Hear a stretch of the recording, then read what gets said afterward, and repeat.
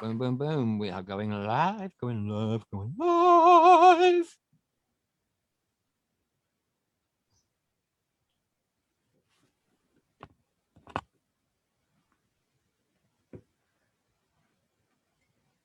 And good evening. Welcome to Let's Not a Journalist Live and episode 15. Sponsored by Armour Scaffolding, as always.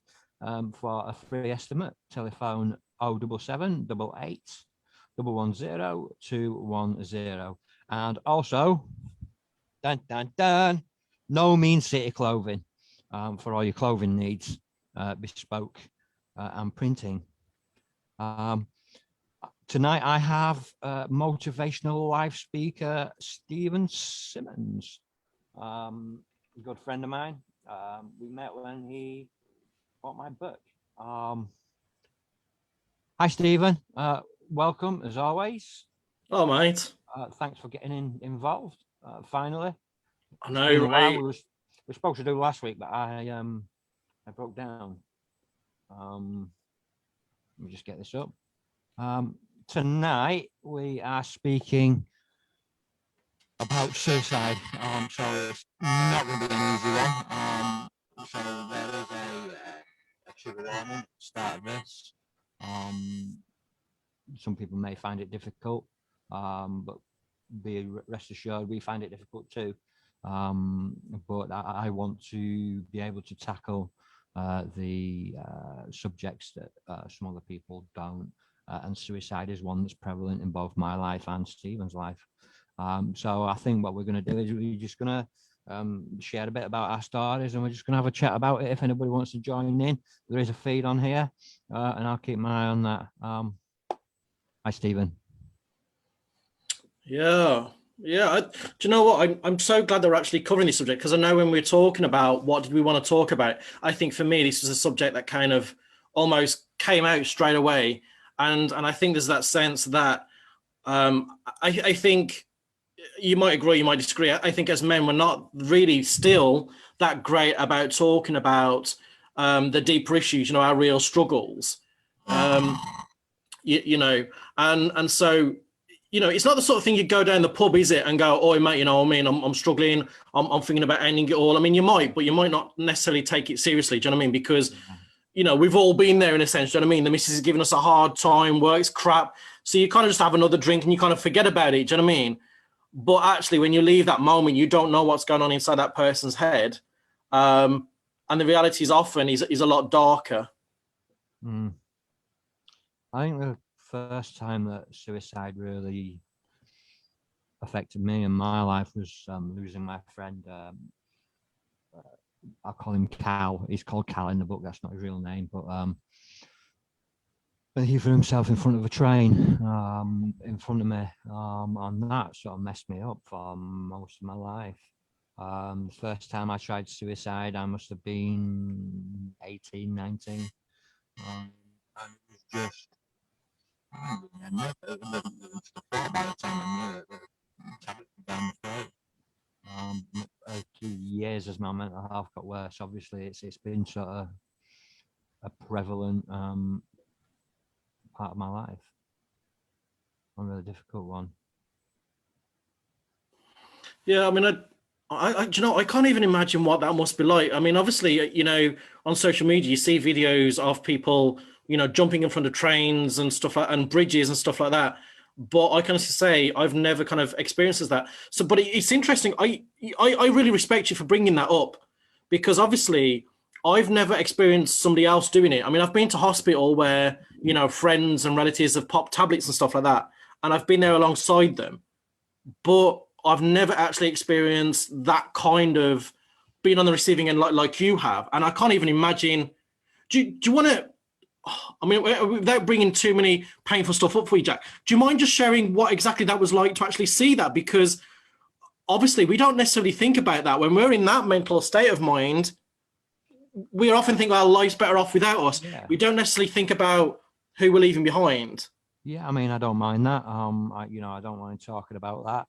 It was a difficult part of my life, but it's in my book, and you know, use my story and my life and my book as a teaching aid.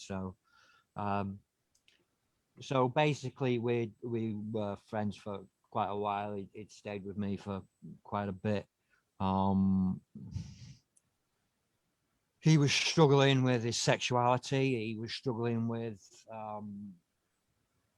his very conservative parents, very conservative Christian parents. He didn't really speak to them. He he really didn't know what to do. So he'd been out on a. Sorry, I've just been told that people can't hear me. So what I'm going to do. Can you hear me now? Yeah. Right, brilliant. Okay. So yeah, we've been out on a massive sort of bender. We've both got quite a bit of money back on back when you got gyros. Oh, gyros, I love them. So we got quite a lot of money back between us. So we went to see his brother, who was also a bit of an outcast, out in a place called Tong, which is just between Wakefield and Bradford. And we'd gone out there, and we'd had a few days out there. We'd had speed, coke, drink, eat, whatever. Lots and lots of cannabis. And then on the way home, we were walking.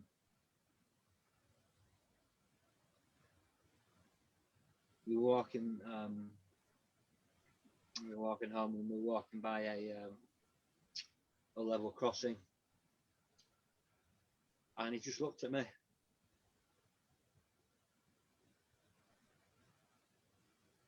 He told me that he loved me, and then ran, just bolted. The thing had gone down, and just vaulted the fence.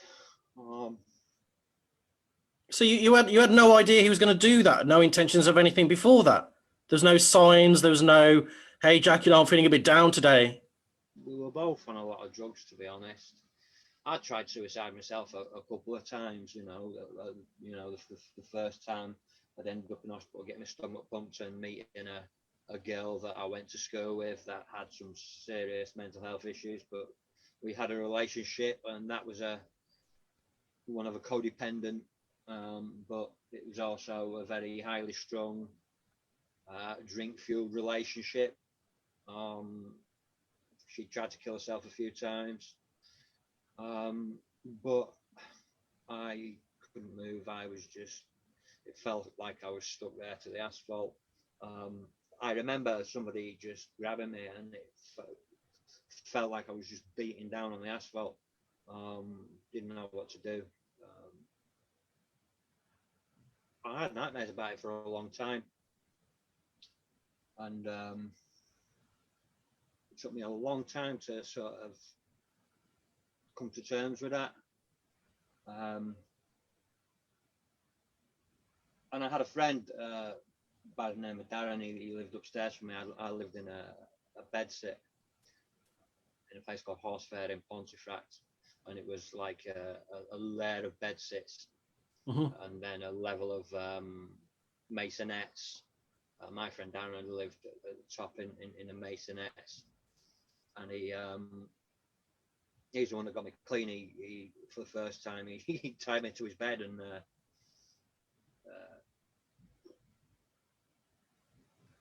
put the wood, nailed wood to his door so I couldn't get out, and just sat there and just took care of me. But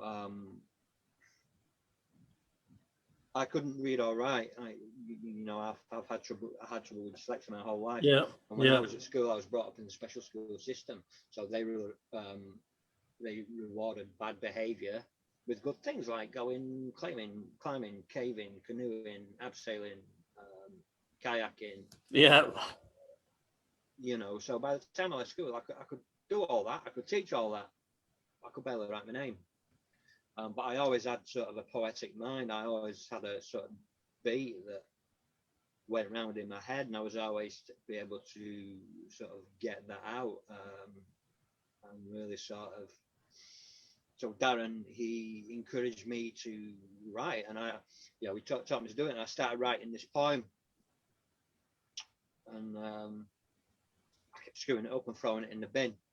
I got really sort of frustrated with it, and he typed it up and sent it to a local poetry competition, and it won.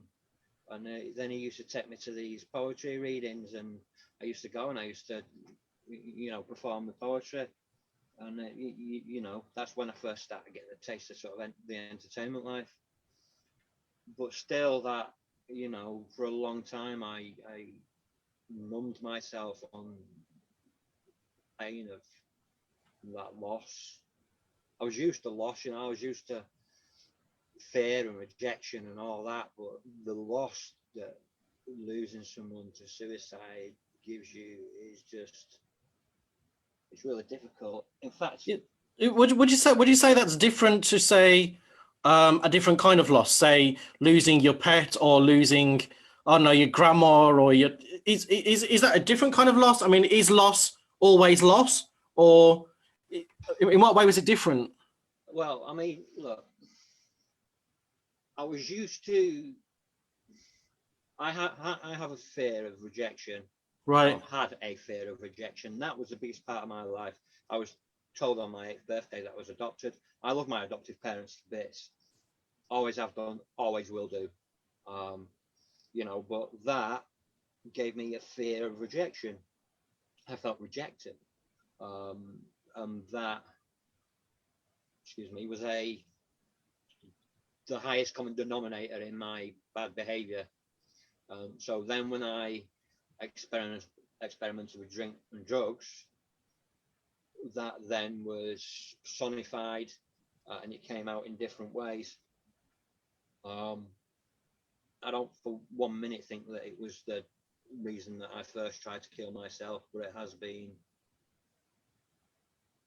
it's been there. But I've lost people to just death and natural causes and stuff like that.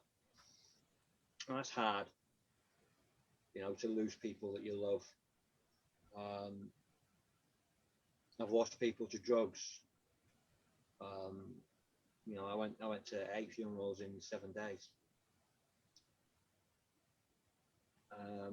That's hard, especially when it forces you to look at yourself. But when you lose somebody to something as senseless, or what's seemingly senseless as suicide, it don't sit right. It don't sit right on the soul.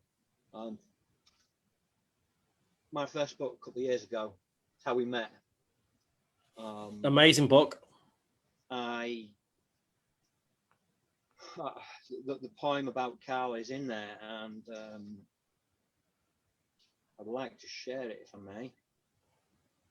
Yeah, I mean, please do, because I mean, I must admit, there's a few poems in there I really like, and there's one about depression which you share as well, isn't there? That really struck home for me. Really powerful stuff. So, yeah, I mean, let's do that. Yeah, find where it is. It's been such a long time since I've opened this book properly. It's ridiculous, but there is a second edition coming soon. So. And I'm right in thinking that that's not the only book you've written, is it? You've written a few now, haven't you? Yeah, no. So I wrote one about escaping sexual slavery and trafficking after spending time with people that have been trafficked.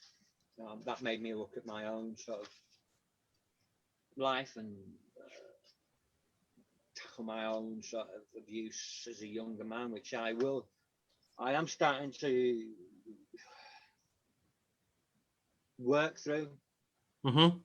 And talk about it does help, and I'm working through that. But I also see, why my behaviour was well, my behaviour was as bad as it was.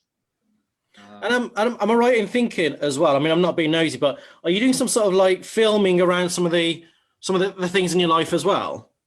Because you have done a bit of filming in your history, haven't you, Jack? Yeah, I've done a few short films that's based on my sort of experience, but yeah, no, we're looking at making a film of my second book, Between the Streetlights and Red Lights, and the third book that I wrote, which was the Paul Massey Salford Heart, I co-wrote with Kelly Massey and Steve Rafe. Then there's a few more in the pipeline, but I'm just being told that I think people are having trouble hearing me. So before I do that, I'm just going to jump into my audio settings and see what I can do.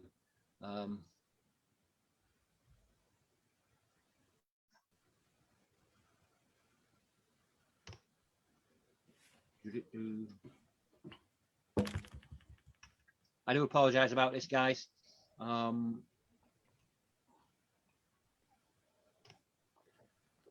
Yeah, there we go. I should be better.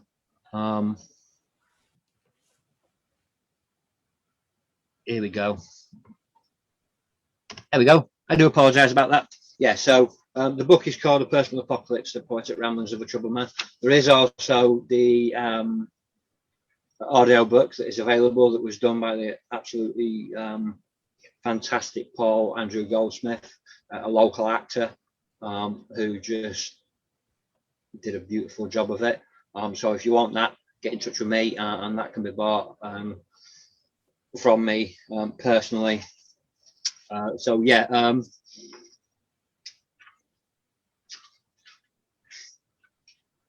The Junkie. It's been so long since I've recited it that I need to read it from the book. But this is about Carl, whom I lost in the mid to late 90s. The Junkie. Desolation, deprivation, fused together in a junkie's haven. Isolation has demolished the junkie's heart and sent his mind worlds apart. Idealistically, rehab is what he needs, but his habit is hungry, so his habit he feeds. His soul cries out from deep inside, crying for freedom from the dungeon of lies. His heart is burning, turning, churning in a cyclone of despair. So he punches the walls and pulls out his hair. So he changes his habit from drugs to booze. After all, he's got nothing to lose. Then after a while, drink becomes his master. Now he's back on the road to disaster. But then one day, in a fit of desperation, he ran into a railway station, threw himself onto the track, and now for Junkie, there's no turning back. The train came towards him at a tremendous speed, and there's no more habit for Junkie to feed.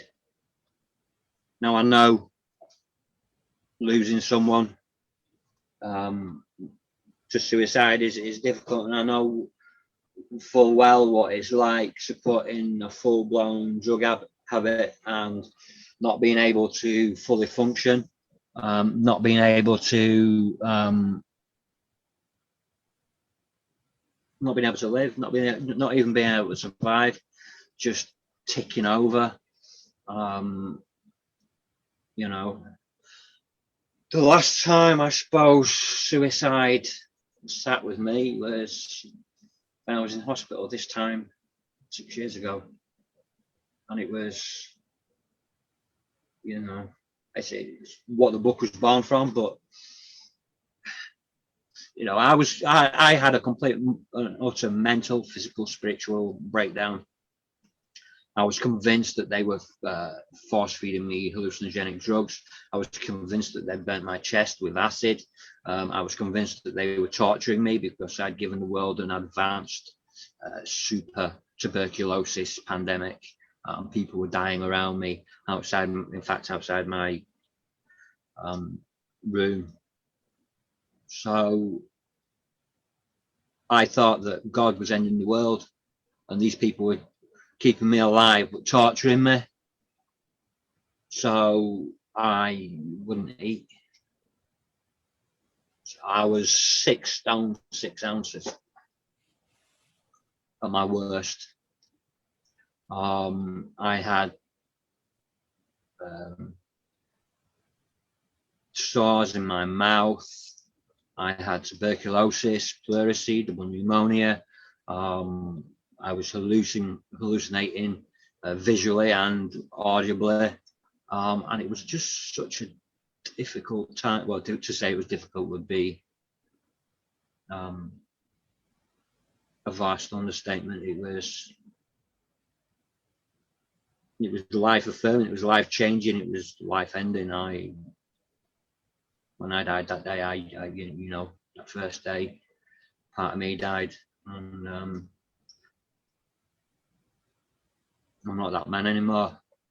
But I wanted to die. I wouldn't eat. I wanted to die by my hand, and my hand alone. I wanted to control the way I died. I thought they were trying to control it for me. So, mental illness has been a big common factor, but I've also known people that have gone and done it, just popped into the red one minute and then the next minute it's gone.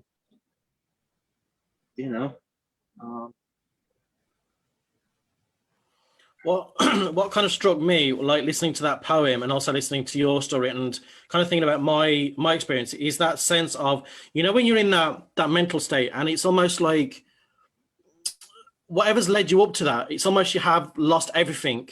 You feel like you've got no reason to live for. Absolutely no reason to live. And it's almost a lie in a sense, isn't it?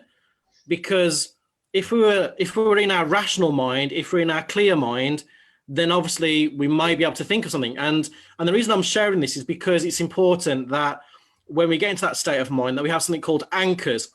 It's a bit of a therapy word, if you like, and I hate getting your therapy, but the reason I want to share that is because if you don't have these solid anchors, these are the things that's going to keep you on this plane rather than escaping.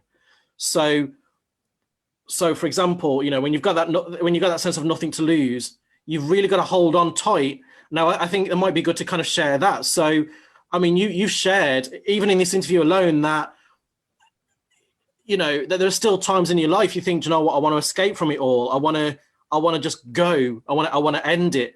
It hasn't just disappeared overnight. I mean, obviously you're in a better place, but so my question to you is, what on earth keeps you here then, Jack? I know you've got faith now, family, but I truly believe I met Jesus on the day that I died. Well, not on the day that I died, but the day that I started to come back, the day that the fog started to leave in that hospital bed and I met Jesus at the end of the bed. My faith helps. The fact that I'm coming up to 7 years clean helps. That's awesome. The fact that the woman who took pity on me that day in the food bank and took me out to buy me a sandwich and bought me tobacco is now my wife. You did all right for yourself then, didn't you, Jack? I do all right for myself, yeah. Even back then in your lowest place, you did all right for yourself. Yeah. When I met Joe, I was just coming out of a sort of a massive breakdown. I'd lost everything. I'd tried to kill myself. I'd gone out and I'd got a gun. And whoa. I had a shave. I'd done my hair, got into a suit. I was living in a flat above a furniture shop on Magdalen Street. And it was, you'd go in the door and it was a really thin kitchen, and then there was a window and a wicker chair, and then stairs up into an attic bedroom, and that was it. And I'd drawn the curtains and I'd had a shower and I'd shaved and I'd done my hair, put the suit on,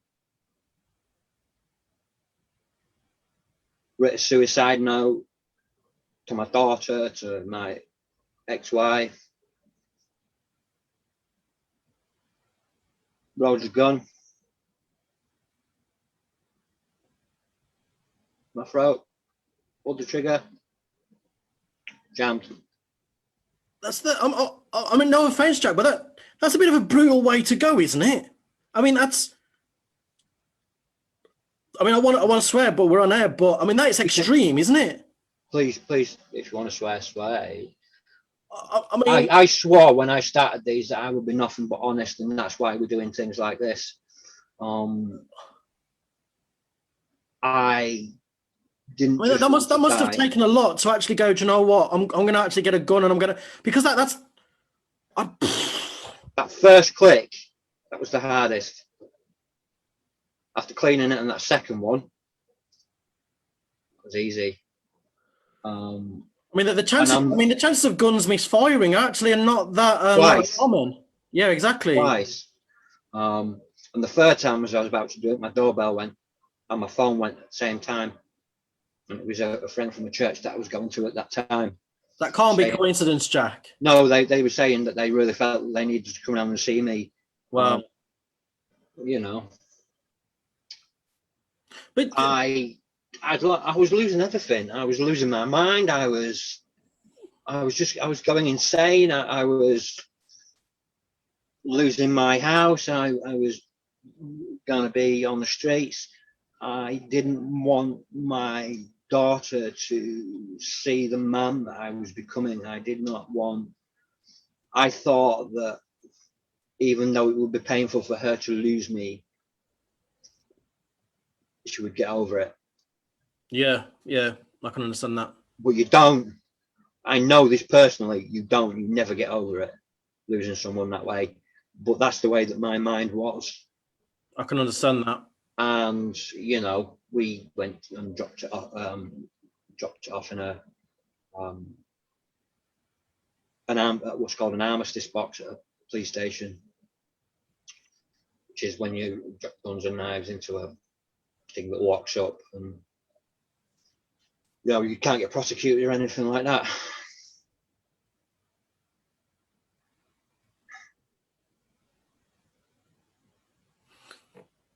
I was at the lowest point in my life, and then I met this woman that smiled at me. I was staying with a guy smoking at a UEA. He was doing a lot of smoke and a lot of drink and a lot of whatever, you know. But that woman that smiled at me, you know, that gave me a bit of hope. And you know, I'd start, you know,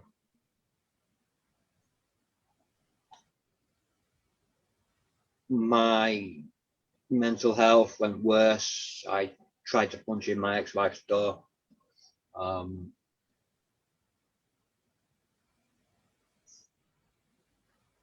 It wasn't an easy time, but then, you know, things started to get better. I wasn't using drugs. I wasn't, you know, I'd been clean a little while, and I was on prescription medication for depression and, you know, things like amitriptyline and stuff for pain and things. And yeah, that was a dark time. It was a very dark time. You know, and I remember sitting in the park with my daughter. My daughter's always been sort of a healer for other people. And, you know, I got into a habit of taking a paper and pen everywhere. And that's how I wrote most of this book. It just took me a long time to step over that fear. Mm-hmm.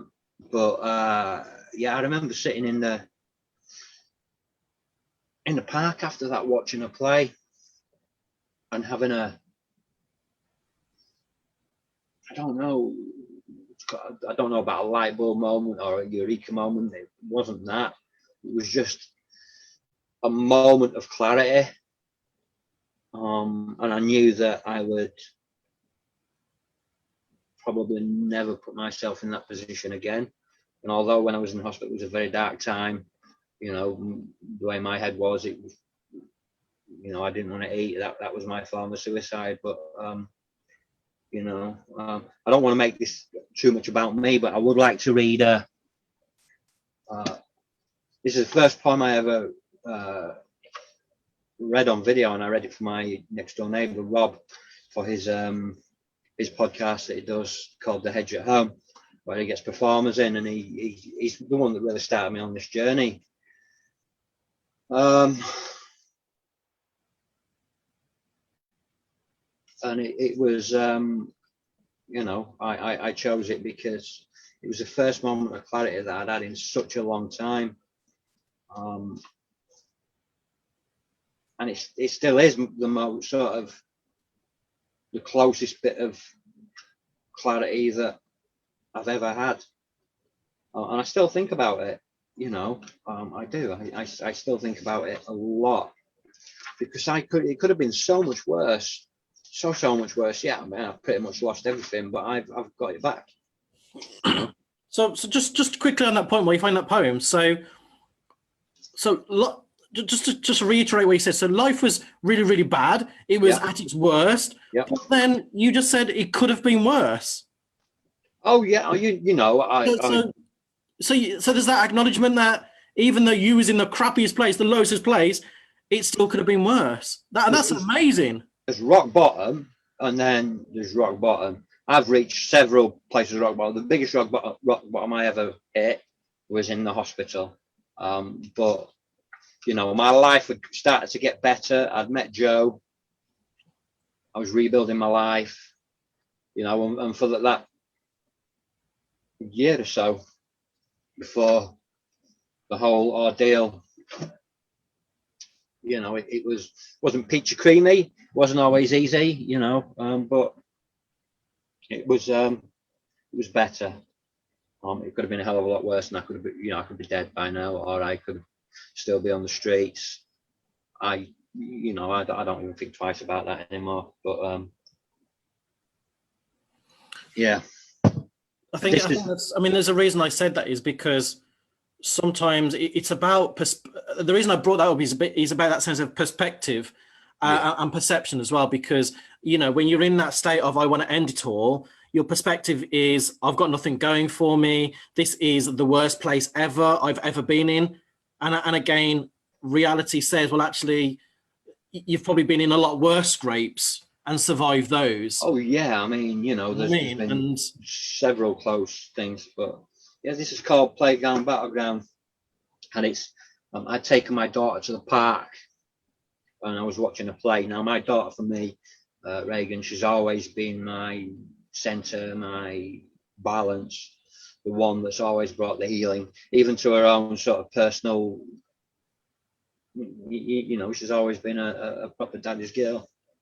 You know, it's called Playground Battleground, and it's watching her play in the park. I can't remember what the park it's called. It's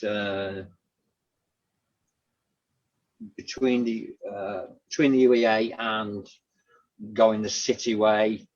I can't remember what it's called, but I think it's Wensum Park or something like that, or Higham Park, one of the two. Yeah, Playground Battleground.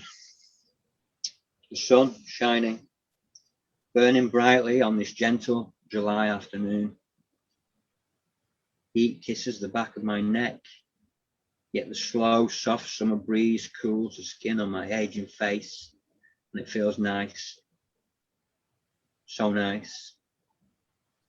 So there I sit silently, my gaze fixed upon her beauty, and she dances to the playful tune of childhood, skipping and laughing.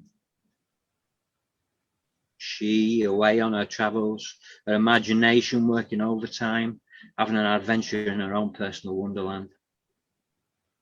So I wear a look of pride and love upon my face, a look that every doting father will wear. Playground now full. Other children joyfully playing in their own childhood songs, as their parents look upon them with a similar gaze to my own. So I smile. Yet as she plays alone, and sadness begins to haze my view. And she smiles. And I wonder why. Her playful spirit now interrupted, as she is taken away from her wonderland in one fleeting moment, as she rushes to the aid of an injured child. To her, in her mind, he is an injured comrade, fallen in the battle of the playground war, wounded, his knee grazed, he shaking, crying, and filled with fear. And she, ever caring, her instinct overtakes, and she looks upon her fallen friend with the same loving stare I have seen so many times before. The same loving look she gave her father on all too many times before.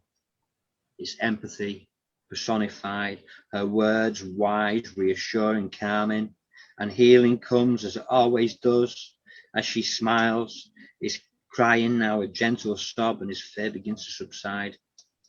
And she is so old for one so young. And she gazes lovingly at his tear-stained, dirty face. Her smile turns into a grin, and she softly says, "Wanna play?" She takes him by the hand, friend now for the lifetime of her stay in the playground battleground. Though in reality, she may never see him again when Daddy takes her home. Yet she smiles, and I still wonder why. So there I sit peacefully for the first time in a long time, filled with pride, and once again, I feel nice. It's so nice to feel nice.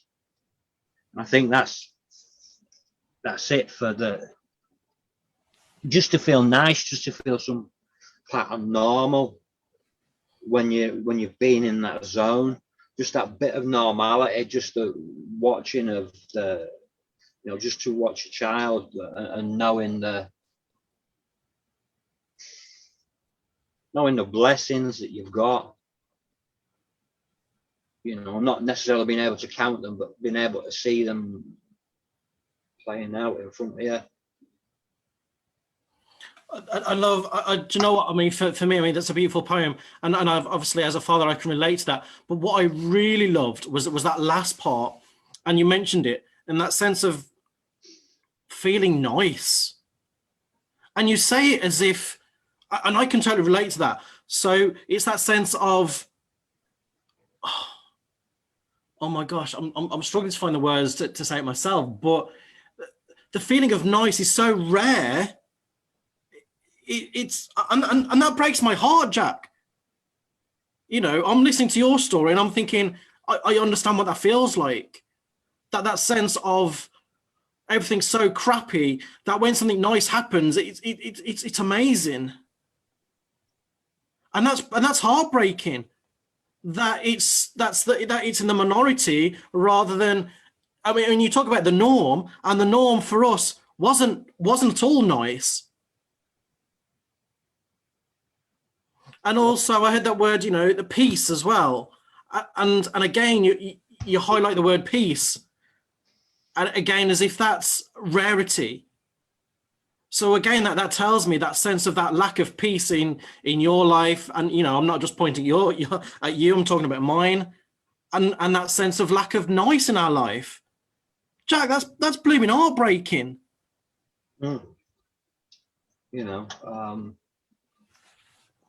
It's not all been peachy creamy. It's been difficult at times, but we learn, we live, and we learn.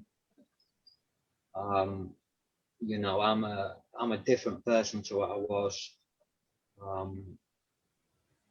It's like when something of value breaks in Japan, it's repaired with gold. And I think that there are memories and people that are the gold. And although our heart might feel broken, they are the gold that can put it back together my faith means a lot to me. You know, and having a God in my life means a lot to me, and that's a big part of my journey. My marriage is a big part of my journey, and my marriage means a great deal to me. My children mean a great deal to me. So, you know, I don't think for 1 minute that I can't lose this, because I know I can. One foot wrong and I could lose it. I suppose that keeps me humble, it keeps me honest, and it keeps me blessed.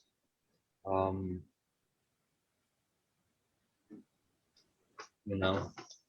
I want to, if you don't mind me saying, I want to come back to that to that bowl thing, and I tell you why is because I mean, 4 years ago, my marriage went to pot. I had so much debts. I was also living in a little bed sit. My life had gone from pretty good to pit bottom, and I had this vision of feeling so blooming broken, like pottery pieces, as you said, so broken. And I was like, well, who would want me? And I'm no use to anybody. And then in that moment, I had this vision of this pottery being put back together, knitted with gold. And I thought it was so bizarre. And this little voice said, well, look, you know, I know that you're broken, but you're my broken pot, and I'm going to put you together with gold. And I never shared that with anybody. And then a friend said to me about a day later, and I was talking to them about this sense of feeling broken. And they said, have you heard of this kintsugi? I was like, never heard of that. And they said, well, go and check it out. And blow me down, there was this bowl, broken china, put together with gold. And then, of course, you know, you mentioned that as well. And I think it's amazing, isn't it, that even in our most brokenness, we can still feel wanted. And that comes back to your story about, you know, how you met Joe as well, that even in our very lowest of place and our brokenness, love can still be found. And I find that really bizarre. Yeah, I wasn't looking for it. It just kind of jumped out, didn't it? But, you know, it is there. You know, it might sound corny, but it is there. And, you know, I guess that was all part of God's plan, whatever that was. Whatever that still is, I don't know. It's changing on a daily basis. But, you know, he seems to be pushing me into a sort of role of education. So, you know, I'm kind of thankful for that. Even though I've sort of been through the mill and really struggled, I don't think that struggle has been for nothing. I think it's made me the sort of person that I am today. You know, I was having a conversation with my daughter. You know, there are people out there that really don't think that you can change if you've lived a certain way of life, and you know. Has your view of love, or your perception of love, or your experience of love changed over the years, Jack? Because I imagine that in your earlier years, it must have been totally different to what it is now. Yeah. I mean, do you have a better relationship with yourself? Yeah, I do. I'm comfortable with myself. I'm comfortable in my own body. You know, which I never was before. I didn't know who I was. I really didn't know who I was, and I searched for years, which is why I pretended to be other people. You know, which is why I lived a life of lies. I lived a life of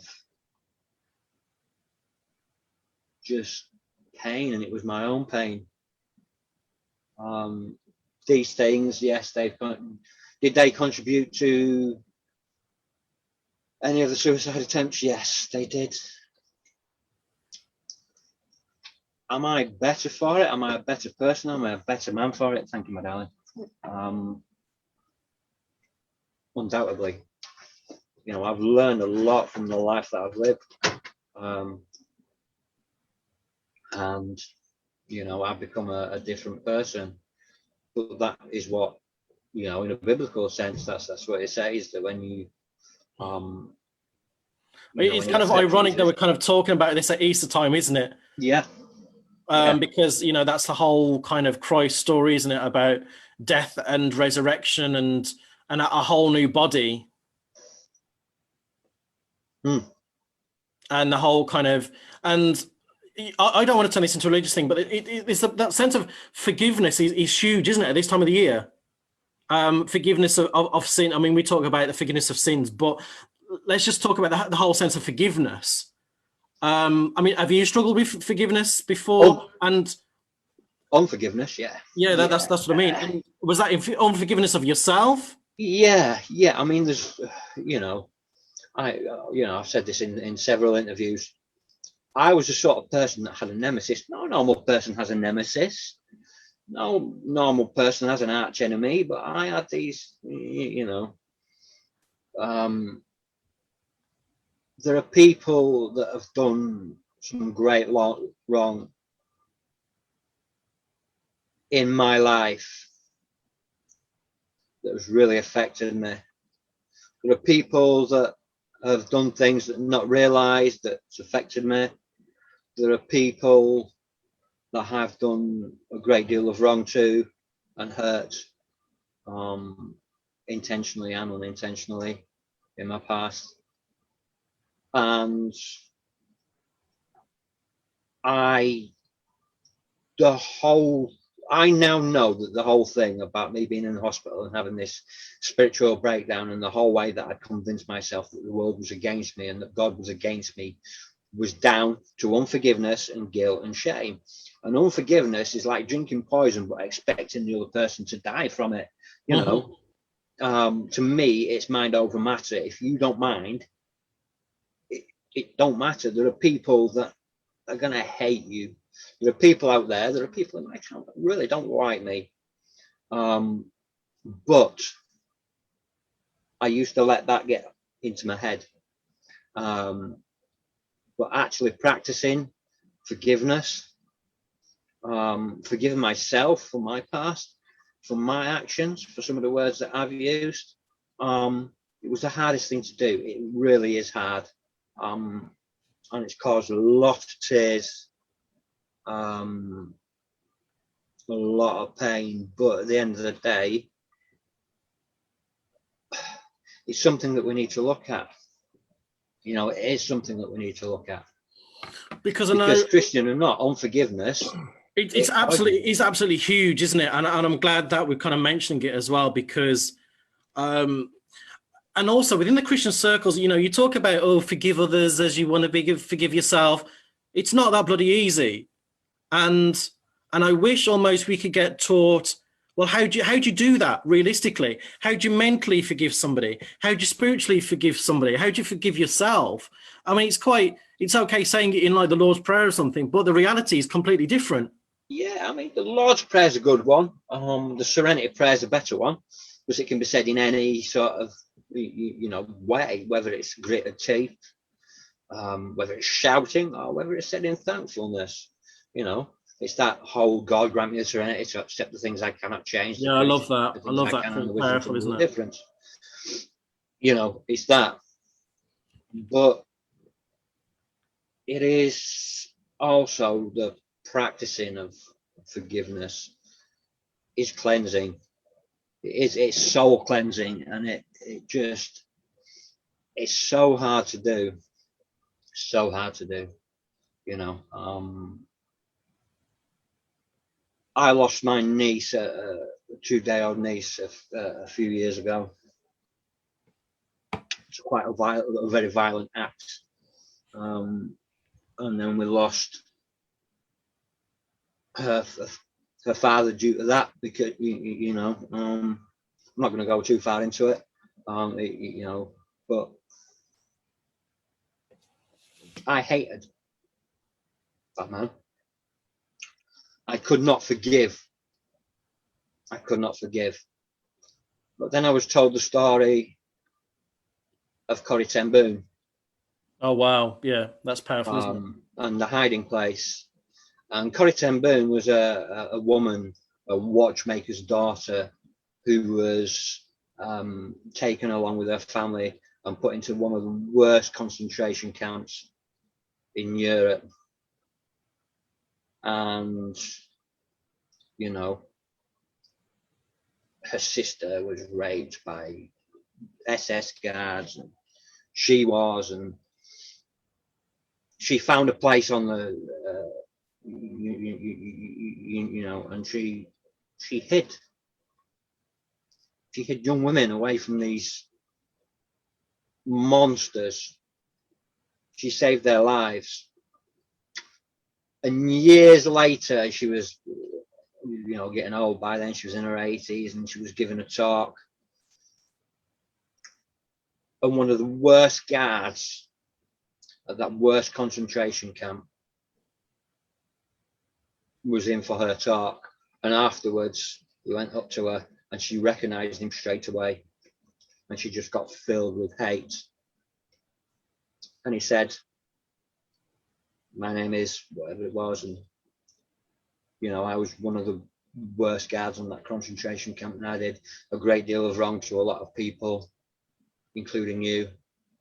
I found Jesus and I found God in my life. Can you please forgive me? And she thought, no, I can't forgive the hate, the personal stuff that he did to me and my family. I can't forgive that violence that he did. God can. And she hugged him and she forgave him. That was brave. That was courage. I've forgiven him. I've forgiven people in my life. I've forgiven the perpetrators in my life that have hurt me. I've forgiven those that abused me. I've forgiven the boys from school, because all these things I used on, they were all fodder for that, or fodder for that, you know. And God took that away. I believe, you know, that my higher power, I choose to call God, took that away. And I do work at a program of recovery. It's not always easy. There are ups and downs, but, you know, I'm still here. You know. So I'd like to know more about you, mate. Well, I wanted to bring up that sense of that self-loathing as well, because again, that's one of the reasons why I think it's one of the kind of the pathways of suicide, isn't it? Because you kind of get, like you said, you kind of enter this mental space of nothing's worth living for. I hate myself. Everybody else hates me, so I may as well just go anyway. I mean, what's the point in staying around if everybody hates me? You know, and there's that sense of lots of unforgiveness in yourself, and that's quite hard. But I remember standing on top of I think it was a 14-story block of flats. You don't get many blocks of flats these days, but a 14-story block of flats. And there was me and my friend, and he just had a beating from his dad. His dad used to give him we call him a shopping list. So his old man gave him a shopping list, said, right, I want you to go and pinch this, this, and this, and this. And if you don't, you're going to get a beating. And he'd just come back from having a beating. And, you know, we said to each other, you know, let's go to the top of the roof, you know, just to go and hang out, you know. And we're just sharing just like our life stories with each other. I mean, we're only young kids, you know, about 19, 18, something like that. And he was telling me how much his dad used to beat him. And then as we talked about these stories, we ended up getting closer and closer to the edge of the roof. And we stood on top of this edge of the roof, and we were looking down for quite a while. And we kind of looked at each other, and it's almost like we knew what each other was thinking. And at that moment, we were literally seconds away from jumping. Because we've been up there for quite a while, we're attracting quite a crowd down below. But I suppose it kind of just added a little bit of tension to it. But I remember standing on the edge, and I was literally that close to jumping.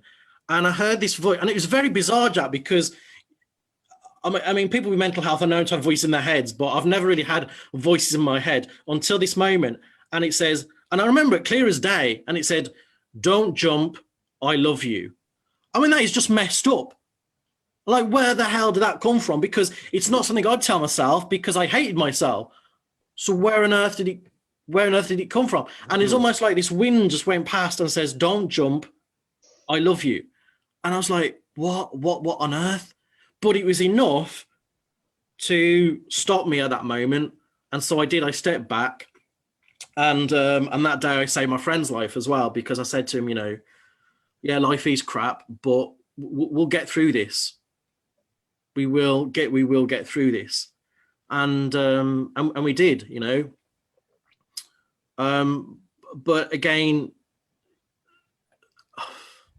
you know, like life happens, and relationships is one of those things, isn't it? That seem to get us, especially men. I think it gets us every time, and I think for me, my worst part, I think, was when my marriage ended. That was very hard. And you've heard the guy Tony Robbins, right? Yeah. And I remember him saying this phrase, and I wanted to punch his lights out for this, because he said, the worst day in your life, he said, will be the best day of your life.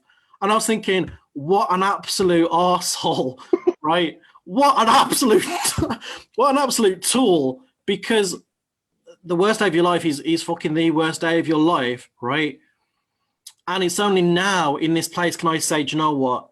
That day was the best day of my life, because actually losing everything made me realize what I had. And it was at that stage I was like, Steve, you know, you really need to sort your life out. You know, you've been hiding, you've not been yourself, you've kept secrets that weren't yours to keep. You know, other people have done stuff to you, you've held that in. You know, you haven't talked about it, you've protected them, because you've taken stuff out on yourself rather than hurt other people. You know, you've cut yourself, you've starved yourself, you know what I mean? Really beating yourself up. And so I went through that massive process of, well, who am I? What is it that I want in my life? What is it that I don't want in my life? What are the people I've got around me? Who are really with me? Who are really supporting me? And so, yeah, I went through that process, and it was a massive grieving process, because then it was a case of, crap, I don't actually know who I am anymore. Because when you're in a relationship, you've got that I'm in a relationship thing. I am a father. I am a partner. I'm in a job. That becomes your identity. And suddenly when you have everything taken away from you, what the hell have you got left? And so what I started doing was I started planning my own death. So I came into a bit of money. And so the first thing I did, which is a bit morbid, was I planned my own funeral. And my parents hated me for it, because they thought, well, what on earth are you doing? But it was the most peaceful thing I've ever done in my life. And so I went down the funeral parlor. I paid for everything, you know, from the coffin to what I wanted. And when I finished the process, you know, I'd got my little folder together of, I did my will as well. So I've got my will in place. I got my funeral in place. Who's going to get what I want to leave behind. And then something strange happened. Instead of wanting to die, I actually wanted to live. And that's and I swear to you, God, and I swear to God, and I swear to you, Jack, that was the first time, probably in my whole life, I'm 42 now, that I actually wanted to live. The first time. And I came back to this, there's a verse I was given like many years ago, and it says, I have come to bring life in all its fullness. So I said, all right then, you show me what this means. Because I certainly wasn't living life. I wasn't experiencing life. I was just merely existing. Yeah. I didn't have a life. You know, it was full of little shiny objects that were just masks and illusions and smoke mirrors that I could hide behind, and I could blame other people if stuff went wrong. And I did. I blamed lots of people, Jack. Because it was easier than facing up to stuff. And there's another, I mean, I didn't want to turn this into like too preachy, but there's another verse that helps me, and it says, the truth shall set you free. And I've spent a lot of years soul searching now, finding out what are the truths and what are the lies that have been said over me. And getting rid of those, because I'm sure like yourself, you've had lots of people have lied about you, and that's damaged Yeah. you a lot. I think the most damage comes from lying about yourself. Yeah, And definitely. you know, it's like I was saying to somebody the other day, you know,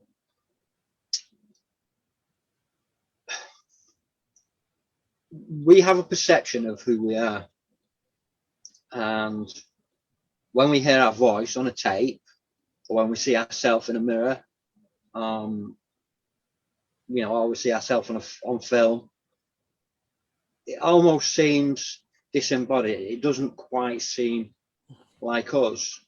It doesn't feel like us because we have a notion of how we look, and that is largely based on how we feel. If you feel like crap, you're going to look like crap. Yeah, sure. So, you know, and it's that, you know, the lies that you tell yourself, like you said, you know, and it's identity. The one thing that mental health, mental illness does to you, the one thing that suicide does to you, you know, is robs you of your identity, who you are.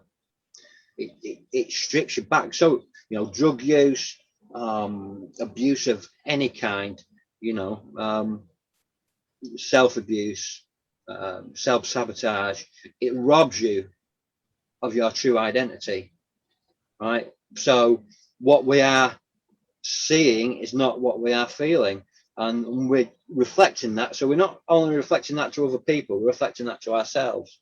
So it's kind of coming back, and that's why we feel kind of disembodied. We were the victims of our own circumstances. Then we learnt to deal with that, and we became the survivors, and that became happenstance.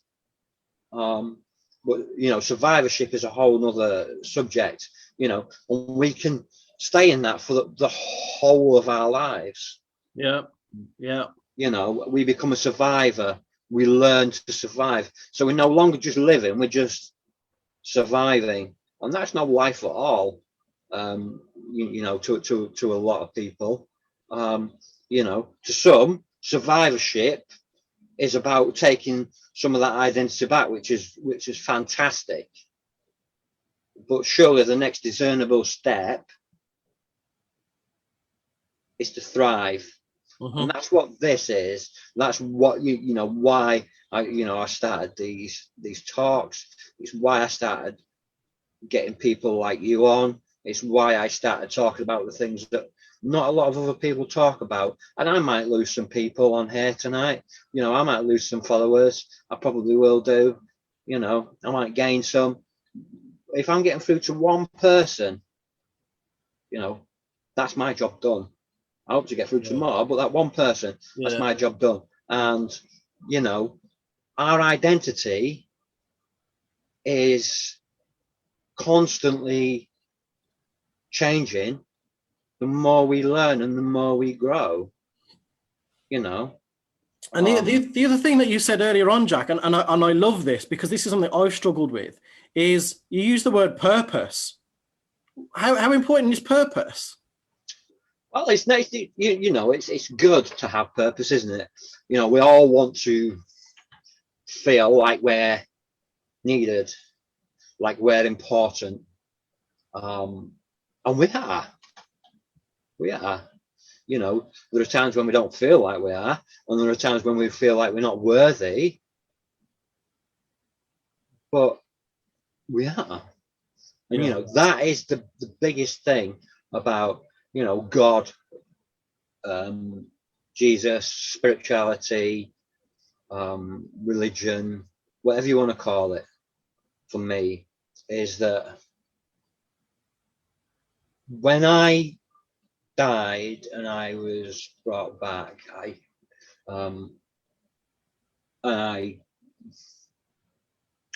took Jesus into my life, God into my life. I was reborn, another person.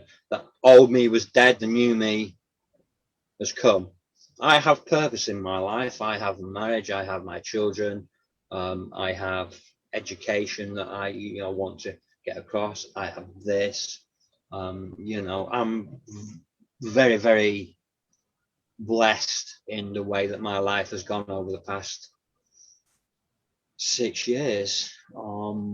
You know, and like I It's said, been quite a journey. Even since I've known you, you've gone through a journey, haven't you? I mean, you know, from the start of your book to writing another book to looking at doing your film to doing your podcast. yeah, I mean, I've had a lot of help What a as roller well. coaster ride! Yeah, it has been. It's a massive roller coaster, but I've had a lot of help, to be honest. You know, I'm still dyslexic at the end of the day. You know, I still struggle with that. I've had a lot of help. I've been very blessed with the people that are around me. You know, I don't. Biggest thing for me is that I don't make money from it. I, you know, this is just. It's a gift because what I've been given, what you've been given, is a massive gift. We have life. We take that.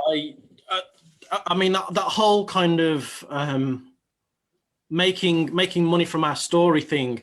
I mean, that's been something on my mind because you know, a lot of coaches and stuff like that, they sell their packages and stuff and therapists for quite a bit of money. Now, I've struggled doing that.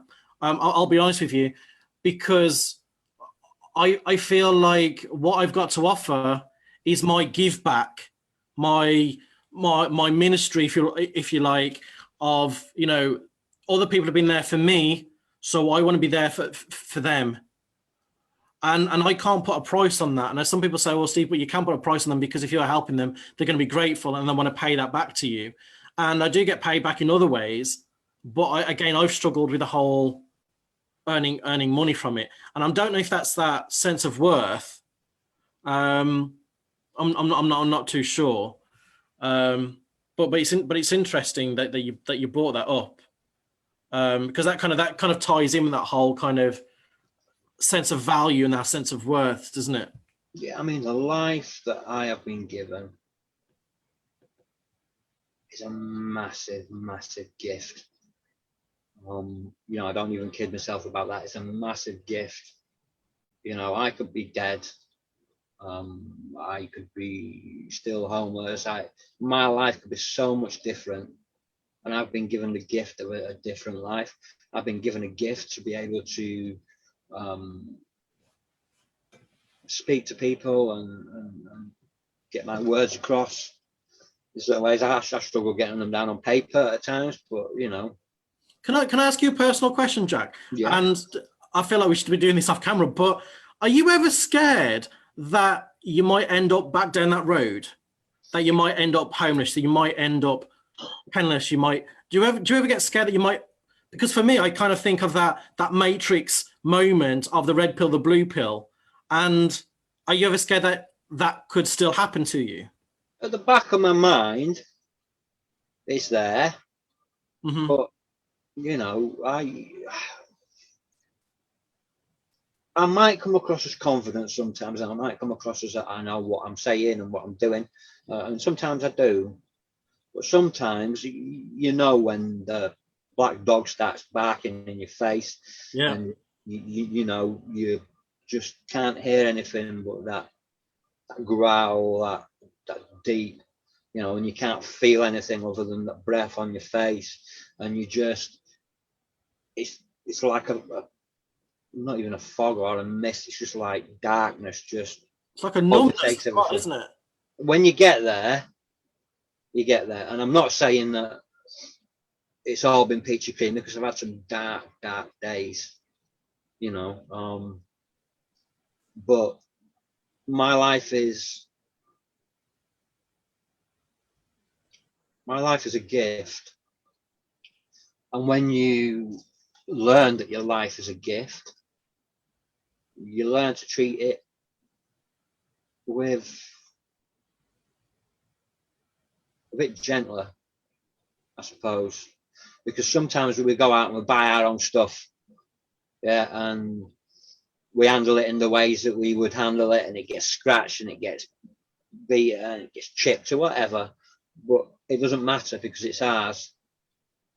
But then we borrow somebody else's stuff and we handle it softly, and we treat it nicer, and we clean it, and so and when it's a gift and it's given to us, we get that emotional attachment. So I guess what I'm trying to say is that I now have an emotional attachment to my life, whereas I didn't necessarily before at certain parts. I have an emotional attachment to obviously to my family, and it's not all about things. I have some nice things, I have a shed, I have my VHS.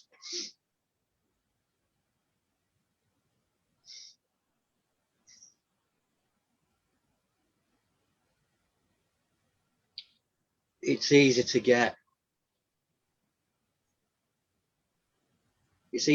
caught up in day-to-day things, and it's easy to get caught up in life, and it's easy to let the negatives impact you. But what's not easy is to take hold of the identity that we have, and the children that we have become the children of God, and who we are in our communities, and who we are in our friendship group, who our friendship group is to an extent, Yeah, there's a saying, isn't there, that you are the 5 people around you or something like that. And that is so important, isn't it? It sounds very cliche, doesn't it? When I hear myself saying this, I'm like, you sound such an idiot. But there's truth in that. Who you surround yourself does matter, because if you surround yourself with good people, that will affect you. If you surround yourself with people who are going to just, backstab each other, they're full of drama, full of chaos, wanting to get at you, then that's going to affect you as well, like little viruses, aren't they? Or if you surround yourself with people who are, mentors, like, do you know what I mean? And so they'll challenge you and they'll stretch you. And that comes back to identity as well, isn't it? Because once you're taken away from those less than ideal characters, it's like, well, what am I supposed to do in my life now? I think once you realise that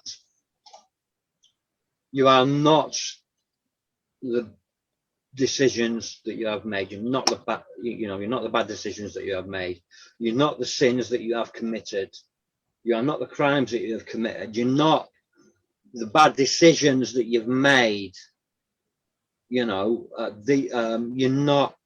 the bad things that you might have done and lived, you're not the people that you've hurt, you are firstly and foremost a child of God. You're not that negative, you're so much more. You're not what you were. I've done some pretty awful things in my life. I've hurt people. I've hurt myself. I've lost loved ones through my behaviour.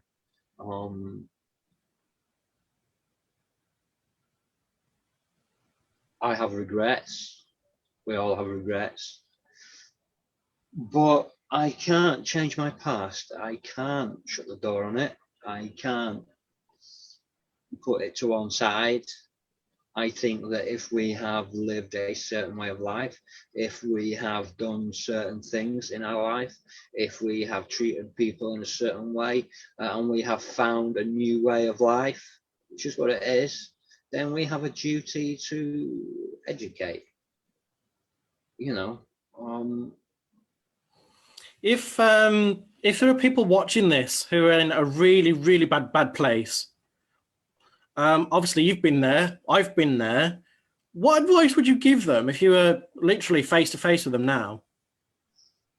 Well, I mean, pretty much what I just said. You are not the sum of your fears. You are not the negative that you have lived. the things that we've done in the past have often been done out of ignorance.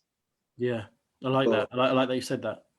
Looking at it now, and even just aspiring to change, even if that's just one thing, one routine, even if that's just seeking help, even if that's just picking up the phone, even if that's just somebody saying, "You're all right," and you're going, "Actually, no, I'm not."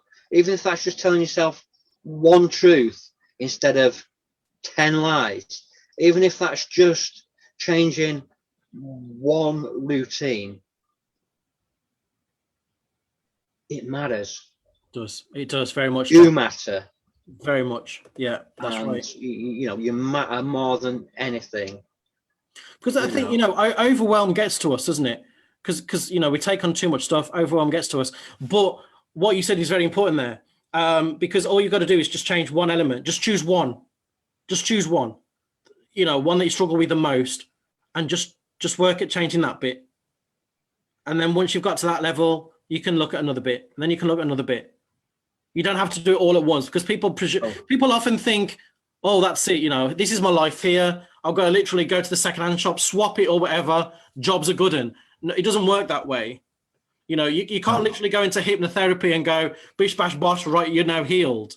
Or no, it don't work like that. It doesn't work like that at all. But it is a process. So I'm glad that you mentioned that, because that's absolutely superb. Just choose one thing.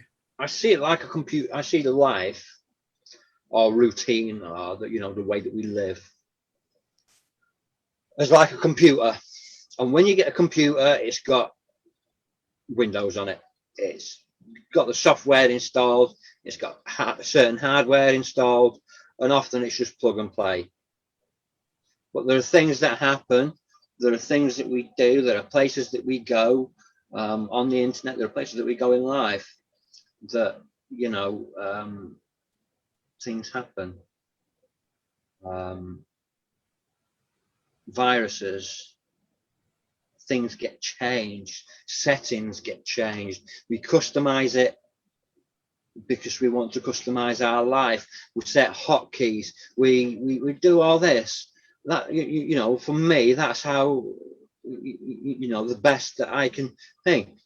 Sometimes what we have to do is reset back to the default settings. Reset that default, go back to factory settings, because we're not made to be these messy-headed people that just wander around aimlessly looking for some sort of purpose.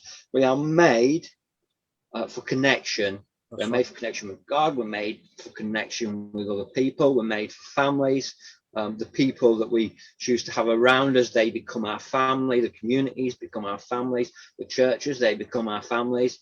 And sometimes, talking to God, your higher power, I'm not even going to try and force God down anybody's throat. Whatever your God may be, whoever your God may be, sometimes it's just talking to him. Sometimes it's just that prayer, that clicking into that antivirus. And then once, then it's going into cleaning the cache. So it's looking at things like gratitude lists,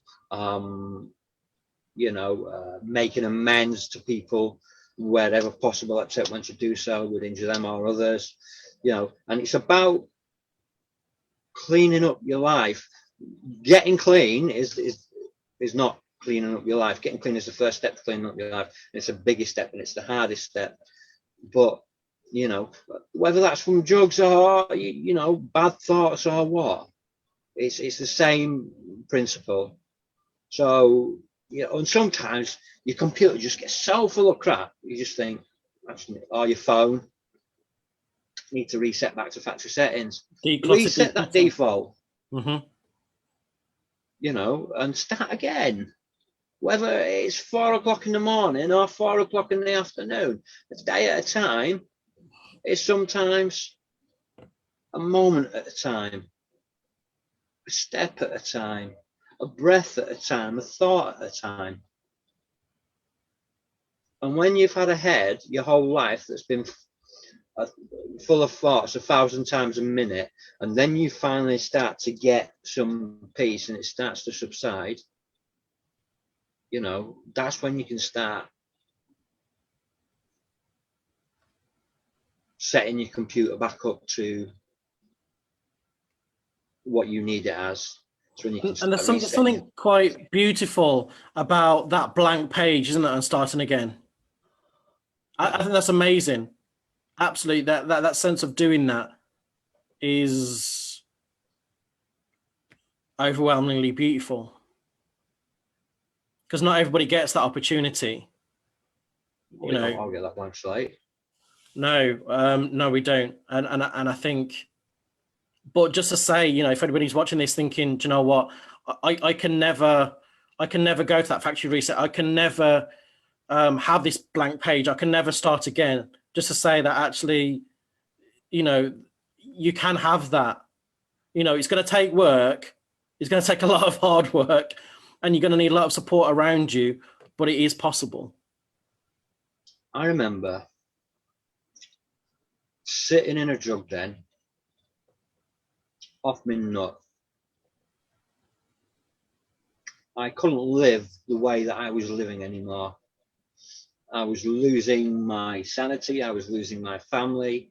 And I said, God, if you really do exist,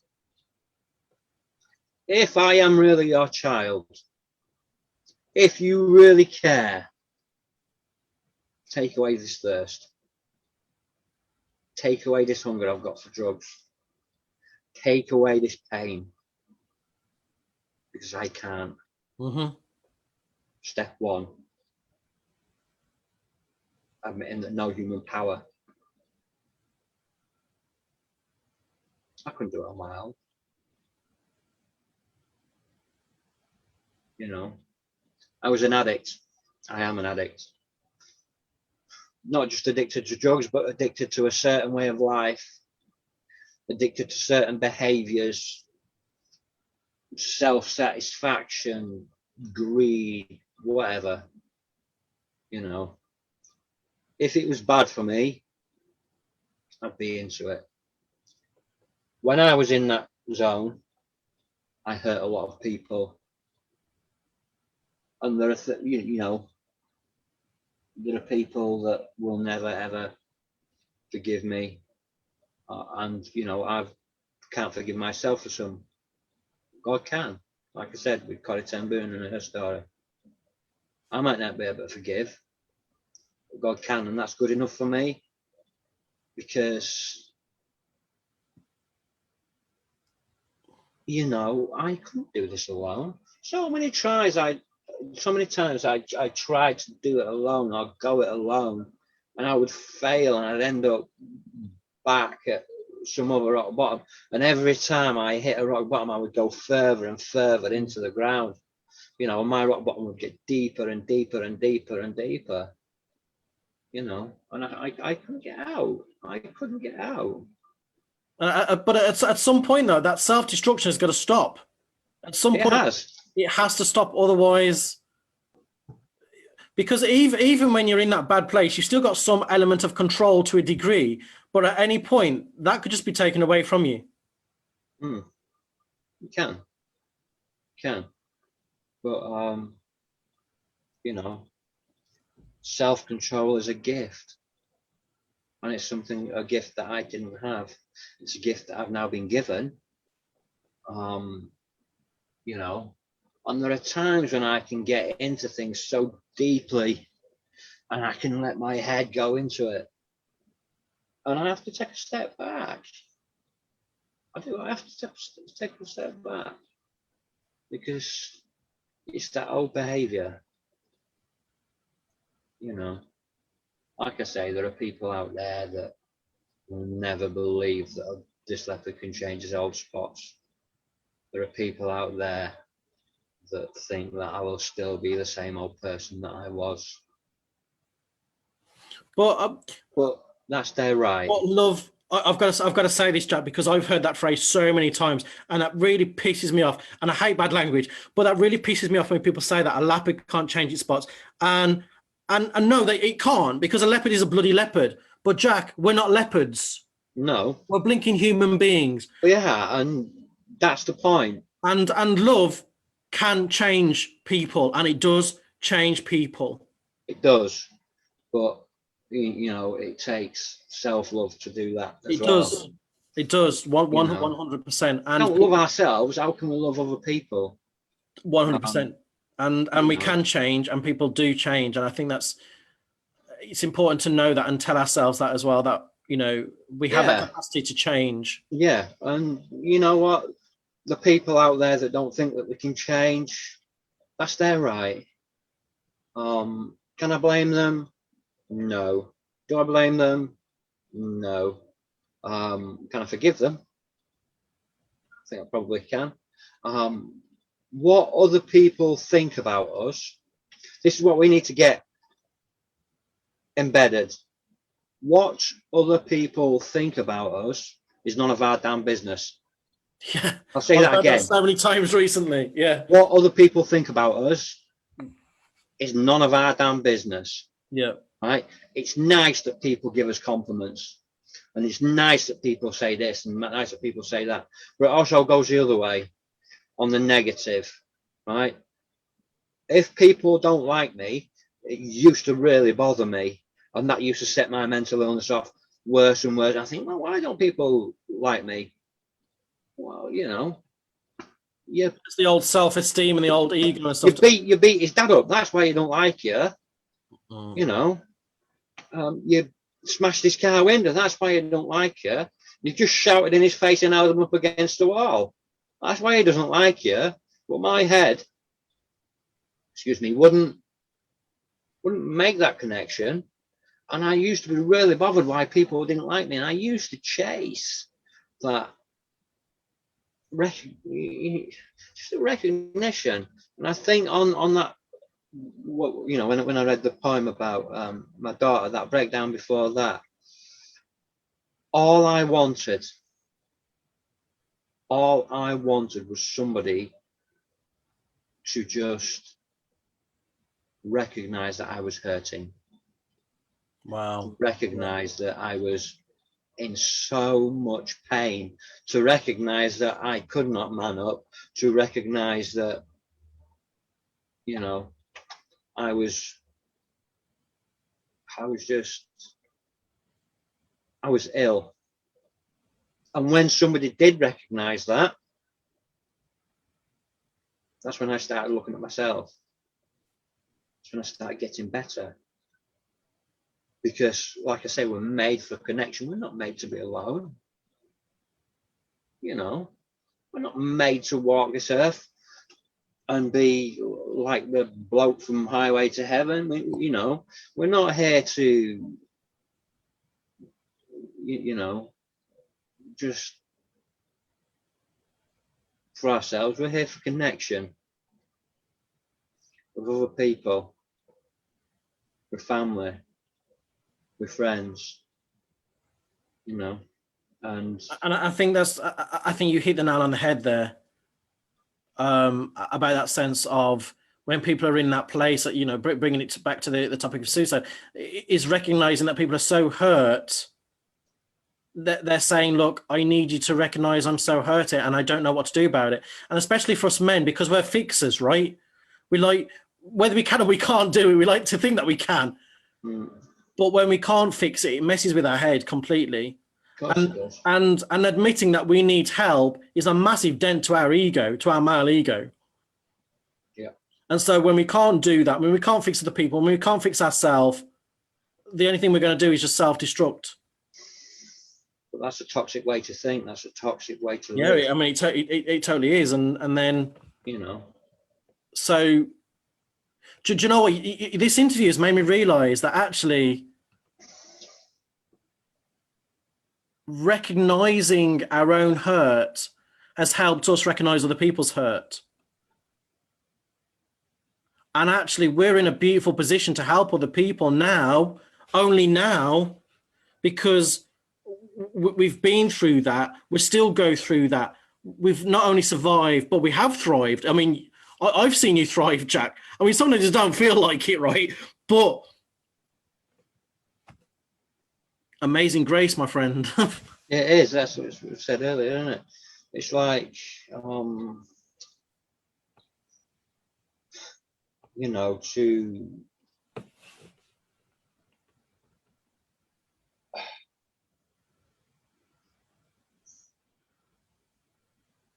I guess that, you know, I am incredibly blessed to be brain damaged, you know, because like I say, I used to think and feel really deeply like people didn't like me.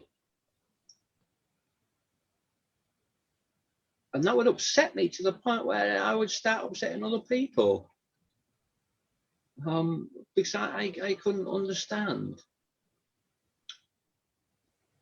But since the brain damage, I really struggle with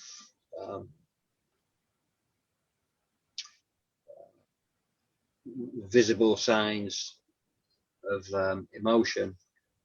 So you know, I used to be quite empathic, but you know, I guess I guess I still am to a point, but it's kind of like muscle memory. I remember how I was, but I can do it without it sort of affecting me here too much now. There are times when it does, and I have to step away. But you know, I am, unless somebody is physically laughing and, you know, rolling around belly laugh or crying, I can't tell the facial cues in between.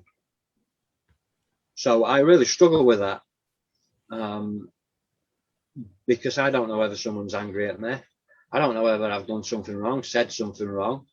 I struggle with tone. I definitely struggle reading it. So, you know, I deal with it by kind of using that muscle memory and thinking, well, this is how I would have felt. So imagine how they're feeling. And that's where I get my levels from. And I guess it's kind of been a blessing to a point, because I don't feel as deep. I still get upset, of course I do. I still have emotional breakdowns at times. I still cry like a girl at films. You know, my kids had Endgame on earlier, and the bit where Tony Stark and all that, and then that I was in floods. That's understandable, though. He was, you know, I think a lot of people cried at that film.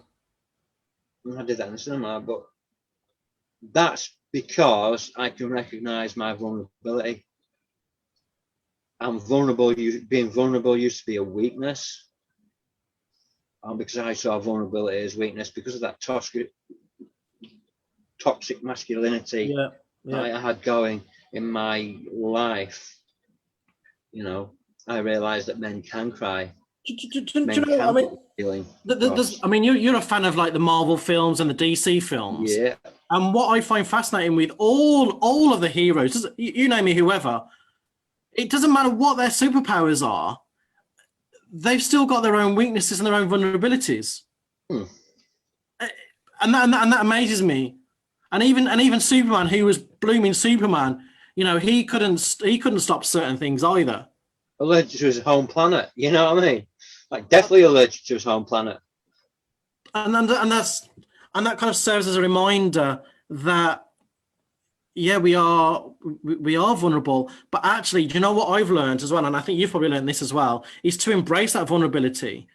Yes. Because actually we used to view it as a weakness, but actually that's a massive strength, because when you start to engage with it, when you start to embrace it, you start to recognize certain things, and you learn so much. Rather than being afraid of the vulnerability, you begin to embrace it and go, oh, okay, oh, I didn't know that about myself. Oh, I've learned something new here. Oh, I can deal with that now.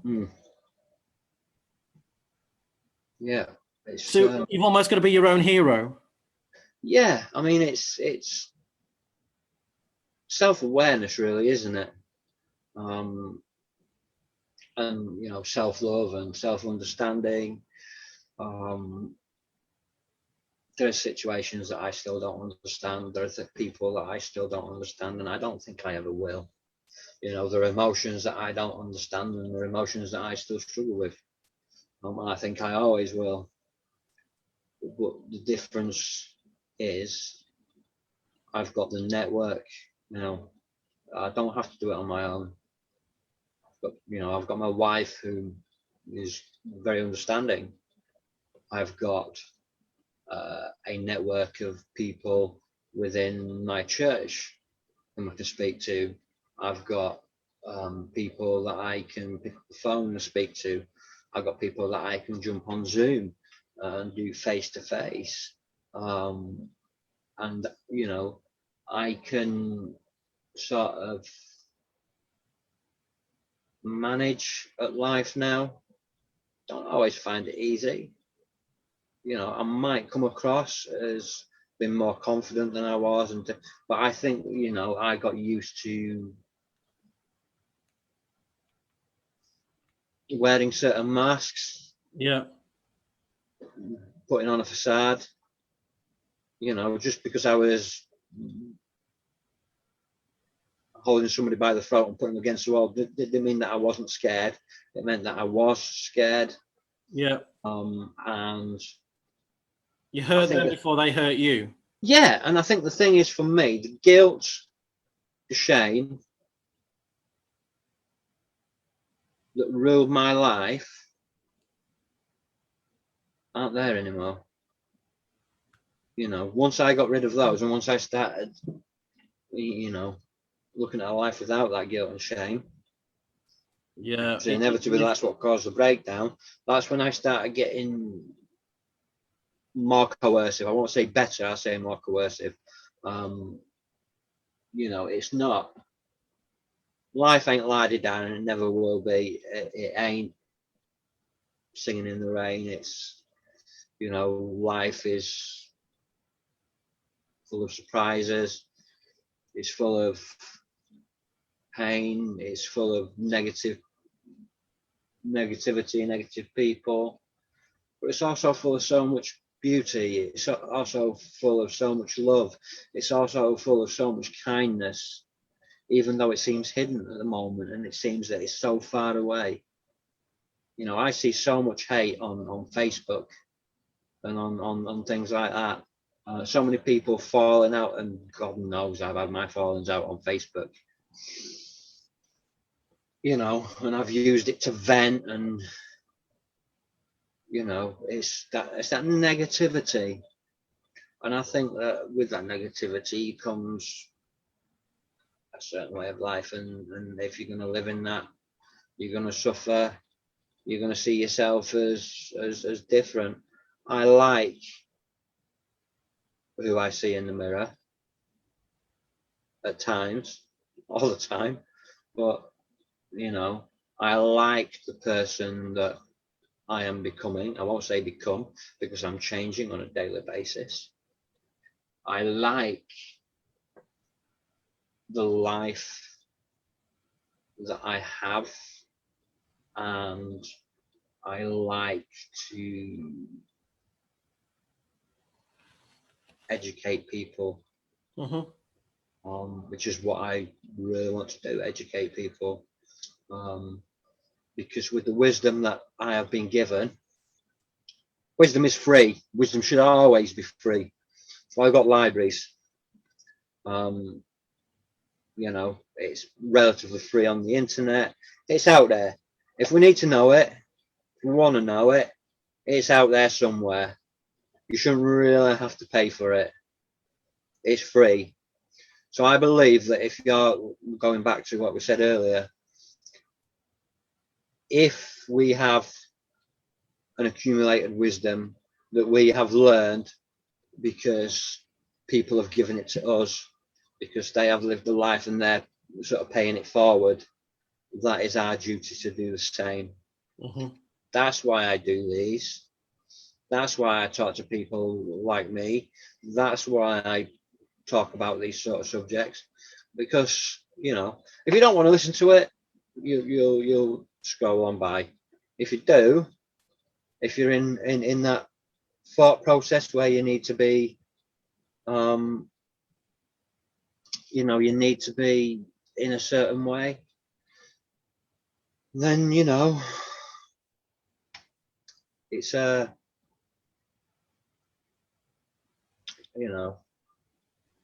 it's a gift. We need to be sharing it. I think I also want to just remind people as well that you have mentioned this, that you don't have to be on your own anymore. And usually when you're in a bad place, you think you are literally on your own. But just to remind people that you don't have to be on your own anymore, because you mentioned that we've got networks, you've got networks, I've got networks, and it's so important to have that. So even if we can't help personally, we've got people who can always help. And there's no shame in that, in getting help. In fact, that's a sign of strength and stuff. It is. It's the biggest not step. to get afraid of that. It's the biggest step. It's you just got to know.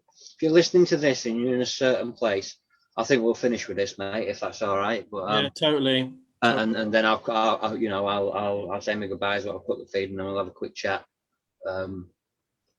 But what I want to say is that if you're watching this and some things have hit you tonight, or tomorrow, well, whenever you watch this, if you're watching this on playback, if things have triggered you, because things do trigger, I acknowledge you are not the pain that you are suffering. You are not made for that pain, even though you might feel you're tolerating it. You're not made just to survive. We're made to live. I want you to know, above all, we are loved.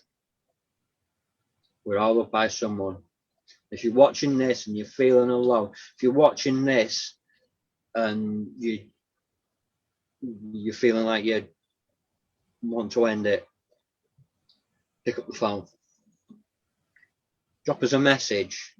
Or Stephen and I will be glad to point you, to signpost you, to help you, to speak to you. If your message is through the accidental journalist. Know this: you're not alone, and you are loved. You're loved by God, and you're loved by me. And I want to wish you all the best. And if you want help, you want signposting, I'll be glad to. I'm going to say good night. I'm going to let Stephen say good night, and then we'll cut the feed. Thank you very much for this, Jack, and also just to wish people a happy Easter, because it is Easter, so happy Easter, everybody. Yeah, happy Easter. I shall see you for episode 16, which is at the minute next Tuesday, and it is filmmaker Velton Lishka from Huddersfield, my neck of the woods. If I do get other people that want to come on, that really feel like they need a voice, that they need a way to get their voice across, then I'll be glad to help you do that. So I will wish you good night and God bless. Right.